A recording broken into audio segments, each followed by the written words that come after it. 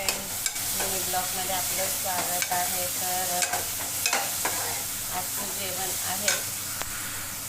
जेवण आहे आलूचे पराठे जे बॉईल करून ठेवलेत मी थंड करायला आलू, आणि मूग मटकी बनवायची आहे. तर इकडे मी मूग मटकीचा मसाला भाजत आहे आणि तिकडे भात घातला आहे शिजायला. भात एकदम होतच आलेला आहे. आणि काल थोडं जेवण जास्त बनवायचं असल्यामुळे मी जरा पीठ जास्तच मळलं होतं. तर त्या कालचंच पीठ आहे शिल्लक, तर तेच आता वापरणार आहे. थोडंसं पीठ मी जास्तच मळते, कारण अचानक 2-3 चपात्या करायला सांगितल्या तर मग मळावं लागतं पुन्हा. त्याच्यामुळे मग मी थोडंसं जास्तच मळते.